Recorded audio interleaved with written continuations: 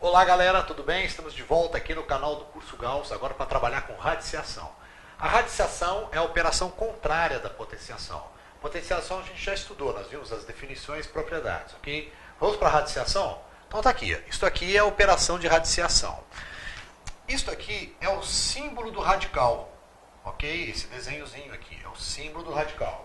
O que está dentro do radical eu chamo de radicando. E este número aqui, que está fora, é o índice do radical. Ok? Exemplo, pessoal. Exemplo. Raiz cúbica de 8. Raiz cúbica de 8. O que significa isso? Eu quero descobrir qual é o número que, multiplicado por ele mesmo, 3 vezes dá 8. Então, eu estou fazendo a operação contrária à da potenciação. Na potenciação, eu pegava um número, elevava ao cubo e dava 8. Aqui eu quero o contrário, eu quero saber qual o número que elevado ao cubo deu 8. Que número que é, pessoal? É o 2. Então, a raiz cúbica de 8 é 2. Tá ok ou não? Outro exemplo, pessoal. Outro exemplo. Raiz quadrada de 4. Raiz quadrada de 4. Quando o índice não aparece, pessoal, o índice é 2. Tá ok ou não? Quando o índice não aparece, ele é 2. Então, raiz quadrada de 4 é descobrir qual é o número que multiplicado por ele mesmo, 2 vezes, raiz quadrada, 2 vezes, deu 4. Quem é, pessoal? 2. Ok? 2. É claro que existem vários casos de extração de raízes. Descobrir o número que está na raiz é a extração, tá ok? Existem vários casos. Existem os casos exatos, os casos que não são exatos, são números irracionais, tá ok? E aí a gente não vai trabalhar de acordo com o curso for avançando, ok? Bacana? Mas aqui está explicado previamente uma noção bem básica do que é a radiciação. À medida que nós formos desenvolvendo o assunto, a gente vai desdobrando os casos especiais, os casos particulares para a extração de raiz. Ok, pessoal? Vamos lá? E aí, galera, tudo bem? Então vamos lá, as propriedades da radiciação. Primeira propriedade importante.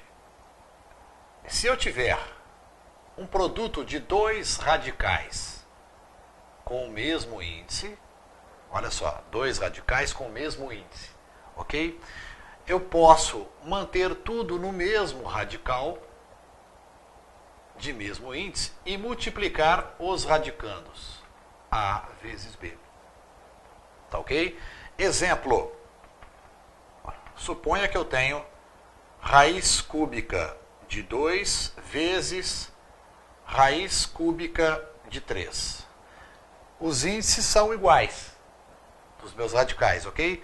Eu posso manter no mesmo radical, de mesmo índice, que é o 3, raiz cúbica, e multiplicar os radicandos, 2 vezes 3. Portanto, eu terei raiz cúbica de 6. Se eu posso fazer isso para multiplicação, eu posso fazer também para divisão de radicais de mesmo índice. Então, se eu tiver raiz enésima de A dividido por raiz enésima de B, com B diferente de zero, ok? Obrigatoriamente B diferente de zero, porque eu não posso dividir por zero, né? Tá ok? Então, eu posso manter tudo no mesmo radical de mesmo índice e dividir os radicandos, ok? Então tem aí duas propriedades importantes. A do produto de radicais do mesmo índice, eu mantenho o radical e multiplico os radicandos. E a divisão de radicais de mesmo índice, eu mantenho o radical com o mesmo índice e divido os radicandos. Ok? Vamos dar um exemplo aqui. Exemplo. Raiz quadrada de 2 dividido por raiz quadrada de 3. Raiz quadrada de 2 dividido por raiz quadrada de 3. Isso tudo é raiz quadrada de 2 terços. É a mesma coisa. Ok, pessoal? Vamos em frente? Ok, C. Propriedade C. Se eu tiver raiz enésima de A elevado a M, se eu multiplicar por o índice e ao mesmo tempo multiplicar o expoente do radicando, eu não altero a raiz. Ok? Então, isso aqui é a mesma coisa que eu fazer o seguinte.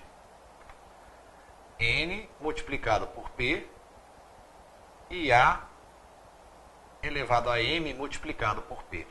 Isso não altera em nada. Exemplo, olha só. Raiz cúbica de 2 elevado a 2. Se eu quiser multiplicar por 2 aqui e ao mesmo tempo por 2 aqui, o resultado não se altera, ok? Isto é, se eu fizer raiz cúbica vezes 2 e ao mesmo tempo o expoente que era 2 aqui, eu aplicar também 2, multiplicar por 2, eu terei raiz 3 vezes 2, raiz sexta de 2 elevado à quarta. Isto é, raiz cúbica de 2 à quarta é a mesma coisa que raiz sexta de 2 à quarta. Desculpa, raiz cúbica de 2 ao quadrado, né? É a mesma coisa que raiz sexta de 2 à quarta. Ok? Letra D. Se eu tiver raiz enésima de A, tudo isso elevado a M, eu posso colocar esse M aqui dentro, que eu não altero o resultado. Ok? Isto é a mesma coisa que raiz enésima de A elevado a M. O que aconteceu? Esse M veio para cá, ó. Este M veio para cá, no expoente do radicando. Não altera, tá ok? Exemplo, raiz quadrada de 2 elevado a 3. É a mesma coisa, joga esse 3 aqui para dentro, de que raiz quadrada de 2 ao cubo. Ok ou não? Mesma coisa. Eu joguei o quadrado. Lembra que quando é raiz quadrada não precisa aparecer, é 2, né? Precisa aparecer o índice aqui. Ok? Então aqui mais duas propriedades importantes de radiciação, muito aplicadas. E por fim, mais uma propriedade importante, letra E, raiz de raiz. Olha só, raiz enésima de raiz enésima de A é a mesma coisa que raiz de N vezes M do radicando A. Ok ou não? Então, raiz enésima de A, o que eu faço? Eu conservo um sinal do radical, conservo o radicando, ok? Traz o radicando para cá, ó, traz o radicando para cá. E o que eu faço? Eu multiplico os índices. Eu tenho, isto é, esta raiz é a mesma coisa que essa aqui. Exemplo, raiz cúbica de raiz quadrada de 2.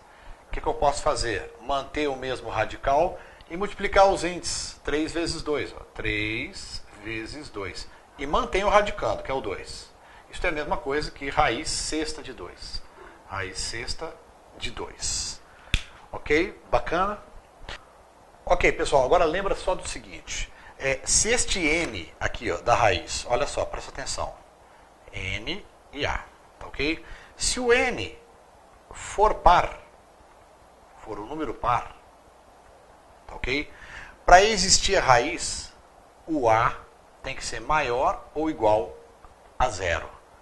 Tá ok ou não? Se o N for par, dentro dos números reais, para existir a raiz, dentro dos números reais, o meu A tem que ser maior ou igual a 0. Tá ok? Caso contrário, ele será um número complexo. Aí a gente vai estudar isso depois. Tá ok? Se o N for ímpar, não tem problema. Se o N for ímpar, existe raiz. Ok? Nos reais, eu estou falando nos reais, existe raiz. Tá ok? Então, olha só não existe raiz se o número for negativo e o índice for par. Tá ok, pessoal? Dentro dos números reais. Dentro dos números reais, presta atenção. Então, se o N for par e o número for negativo, não existe raiz, tá ok? Agora, se o N for ímpar e o número for negativo ou positivo, sempre existe raiz, não tem problema, tá ok? Nos números reais.